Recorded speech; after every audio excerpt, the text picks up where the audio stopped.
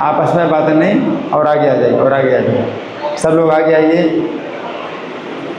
जिनको सुनना है आगे आइए, और बातें करना तो बाहर जाइए। सब लोग आगे आइए। तो यहाँ पर भगवान 3 बातें बता रहे हैं। कितनी बातें बता रहे हैं? 3 बातें बता रहे हैं भगवान। ये 3 बातें जो है कोई व्यक्ति देखता है तो ज्ञान के नेत्रों से देखता है, लेकिन जो मूर्ख लोग हैं वो नहीं देखते। तो 3 बातें क्या हैं? जीवात्मा के संबंध में। हम भी जीवात्मा हैं, आप भी जीवात्मा, आप भी जीवात्मा। प्रत्येक जीवात्मा का जो है 3 प्रकार का कार्य होता है। अपने बारे में समझो। भगवान आपके बारे में बता रहे हैं कि आप क्या कर रहे हैं, आप क्या करते हैं। भगवान बता रहे हैं आपको, आप नहीं जानते कि आप क्या कर रहे हैं। भगवान बता रहे हैं कि आप 3 प्रकार के कार्य करते हैं। एक कार्य तो ये करते हैं कि आप शरीर छोड़ते हैं। एक काम आप ये करते हैं कि आप शरीर छोड़ते हैं, है ना। इस बात को कौन समझता है? हर कोई समझता है मर गए, वो मर गए, वो मर गए, ख़त्म हो गए, ख़त्म हो गए। ये शब्द का भी प्रयोग करते हैं, वो ख़त्म हो गए, वो ख़त्म हो गए, है ना। जिसके पास ज्ञान के नेत्र हैं वो ऐसे शब्द कभी नहीं बोलता कि ख़त्म हो गए, हमारे पिता ख़त्म हो गए, वो मर गए, वो मर गए। बल्कि हम क्या, जिनके पास ज्ञान की दृष्टि है वो क्या बोलते हैं? शरीर छोड़ा हुआ है। हमारे पिता ने शरीर छोड़ा था इतनी तारीख को, उन्होंने शरीर छोड़ा। तो शरीर छोड़ना जो है अलग बात है और मरना अलग बात है। तो आप मरते नहीं हैं, आप नहीं मरते, आप नहीं मरते, कोई नहीं मरता, न मरोगे। आप लोग कभी नहीं मरोगे। क्या करोगे? शरीर छोड़ोगे। इस बात को अपना जो है जीवन का जो है आप दिनचर्या बनाओ। ये दिनचर्या आपकी दिनचर्या है। आप इस बात को देखो, कोई नहीं मरता, क्या करता है? शरीर छोड़ता है। और शरीर छोड़ता है तो अपने कर्मों के अनुसार अब दूसरी गति प्राप्त करेगा। उसके कैसे कर्म हुए उसके अनुसार उसको अच्छी गति मिलेगी, बुरी गति मिलेगी, लेकिन मरा नहीं है। कोई नहीं मरा, ना कोई मरा और ना कोई मर रहा है, ना कोई मरेगा। सबने शरीर छोड़ा, चाहे हजारों साल पहले हो घटना, चाहे इस समय की घटना हो, चाहे 1000 साल के बाद भी घटना हो। कोई मरता नहीं है, हर कोई शरीर छोड़ता है ना। हाँ, हर कोई शरीर छोड़ता है। दूसरा क्या है? स्थितम वापी, शरीर में अब स्थित है, जीवात्मा स्थित है। तो अभी आप अपने को क्या समझते हैं? अपने को समझते हैं कि आप शरीर हैं। नहीं, शरीर में आप स्थित हैं। जैसे इस कमरे में आप लोग बैठे हैं, है ना। तो आप आए थे कमरे में, तो आप कमरे में बैठे हैं आप, है ना। ये थोड़ी कि कमरा बन गए, है ना। उसी प्रकार से शरीर में आप जीवात्मा हैं, वो रहते हैं, रह रहे हैं स्थितम बा। तो शरीर में आप रह रहे हैं, है ना। तो आपका शरीर है ये घर की तरह है ना, या वस्त्र की तरह है। तो आप शरीर में हैं, आप शरीर नहीं हैं। फिर तीसरा क्या है? भुंजानम व गुणान्वितम, शरीर को भोग रहे हैं, इंद्रिय तृप्ति कर रहे हैं। शरीर में आप अपनी इंद्रियों को भोग रहे हैं, और इंद्रियों को जब भोगते हैं तो में आपको दुख भी बहुत उत्पन्न होता है, आपको दुख उत्पन्न होता है। तो प्रत्येक जीव, चाहे मैं हूँ, आप हैं, सब प्रत्येक जीव भगवान को भूल करके हम सुखी होना चाहते हैं। तो भगवान ये बता रहे हैं कि आप भगवान को भूल करके आप सुखी होना चाहते हैं, और आपको क्या मिलता है? दुख मिलता है, आप दुखी होते हैं।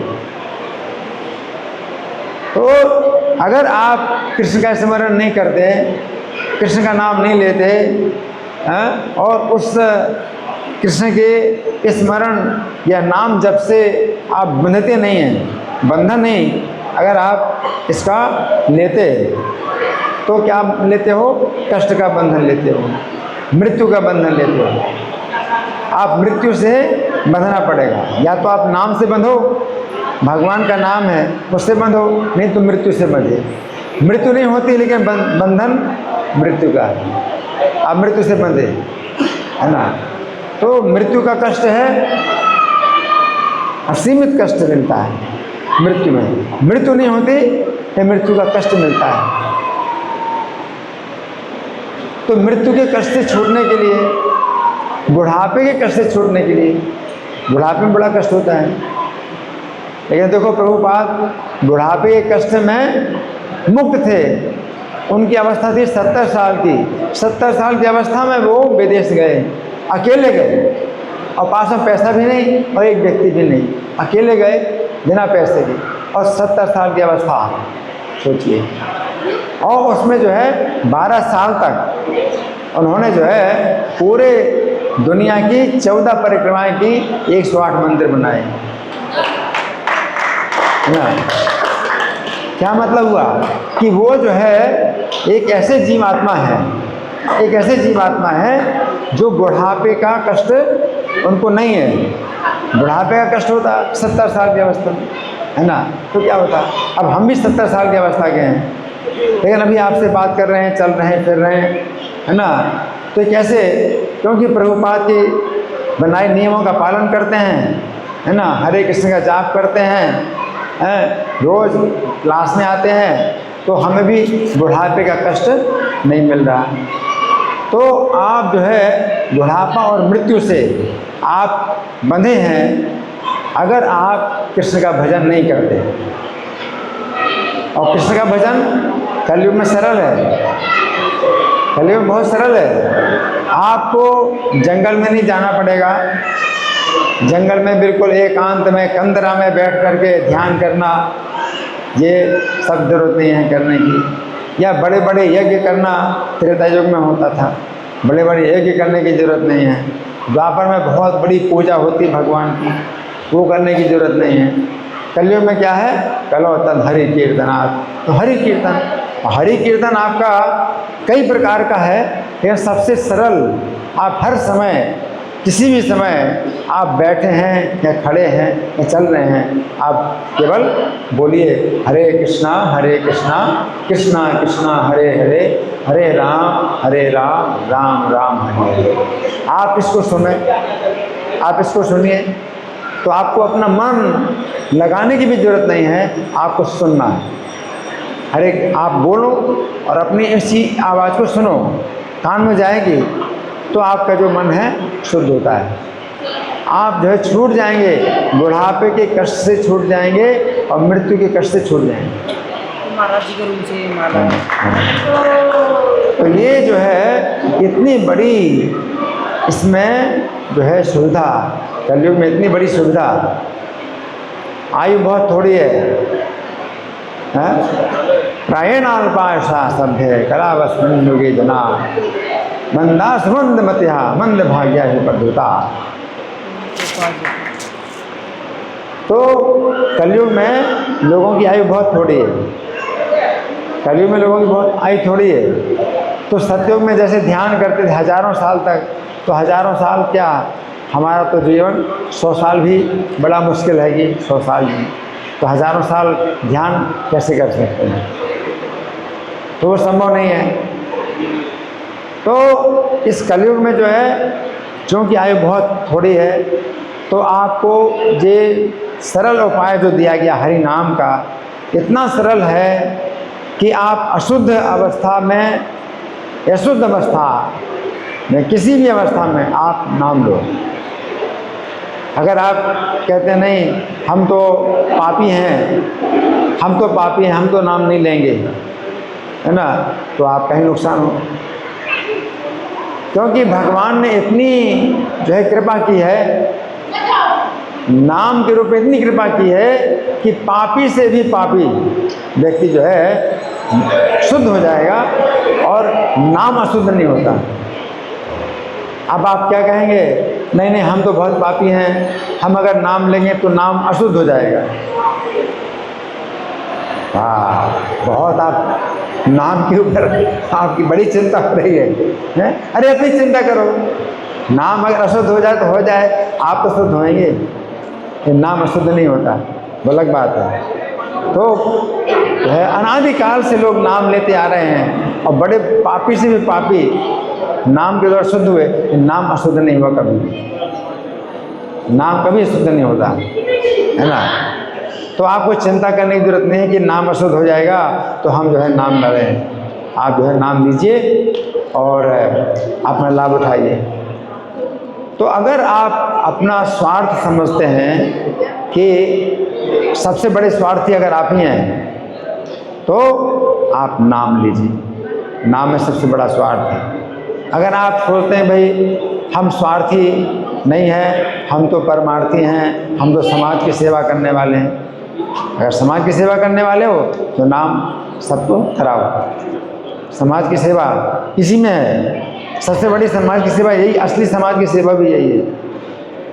आप कहेंगे नहीं हम तो जो है देश की सेवा करते हैं, तो देश की सेवा करते हैं तो नाम अगर आप जो है अपने देश में फैलाते हो तो देश की सबसे बड़ी सेवा है। सबसे बड़ी सेवा यही है और कोई सेवा नहीं है देश की, है ना। आप अपने परिवार की सेवा करने वाले हैं, अपना परिवार चला रहे हैं। हम तो भाई अपने परिवार की चिंता कर रहे हैं, तो परिवार की चिंता कर रहे हैं। परिवार का अगर आप भला चाहते हैं तो नाम कराओ, सब अपने पूरे परिवार में नाम कराओ। तो कोई भी आप जो है मतलब चाहते हो किसी भी प्रकार का, अगर आप अपना लाभ चाहते हो तो नाम आप करो और सबसे कराओ। सा गुरु सा पिता चापी सा माता बांधवो पिसा शिक्षित चेत सदा स्मर्तुम हरे नाम है विद्याम। तो जो हमेशा आपको शिक्षा दे जप करने की, वही आपका गुरु है और वही आपका पिता है। सा गुरु सा पिता चापी सा माता, वही आपकी माता है और वही आपका बंधु है। शिक्षित चेत सदा स्मर्तुम हरे नाम है विद्याम, जो हमेशा हरे नाम का स्मरण करने की शिक्षा है। तो आज के श्लोक में भगवान जो बता रहे हैं, मूर्ख लोग जो है क्या सोचते हैं कि हम शरीर हैं, स्थितम, जीव स्थित है शरीर में तभी शरीर चल रहा है, और जीव निकल जाएगा तो शरीर नहीं चलेगा। तो शरीर में जीव आत्मा है, इसलिए आप सुन रहे हैं, आप देख रहे हैं, आप बोल रहे हैं, आप बैठे हैं। जीवात्मा निकल जाएगा तो शरीर ना बैठ सकता है ना सुन सकता है ना। बस जमीन में पत्थर लकड़ी की तरह शरीर रहेगा। तो जीवात्मा है शरीर में स्थितम, शरीर छोड़ता है जीवात्मा तो आपको समझना चाहिए शरीर छोड़ गया, अब ये पत्थर या लकड़ी जैसा बन गया ये शरीर। अब ये ना बोलेगा ना सुनेगा, कुछ नहीं करेगा। और जीवात्मा शरीर को भोग रहा है, इंद्रियों को भोग रहा है, इसको समझो।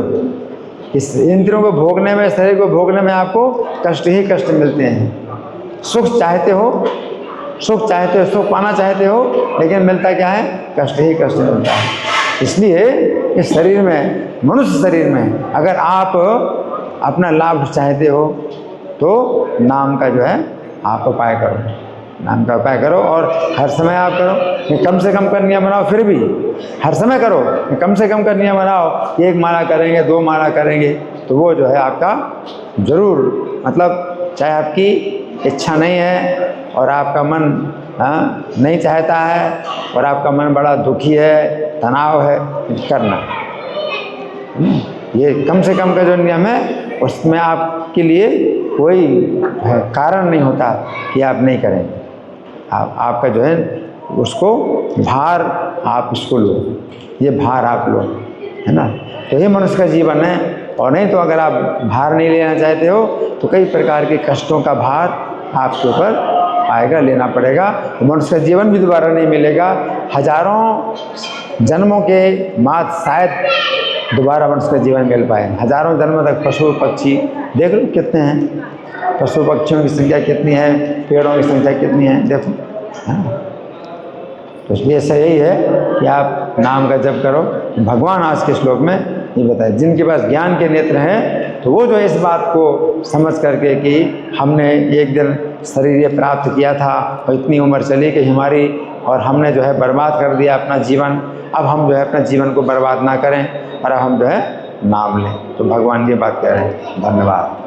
ग्रंथराज श्रीमद् भगवद गीता की जय, श्रील प्रभुपाद की जय।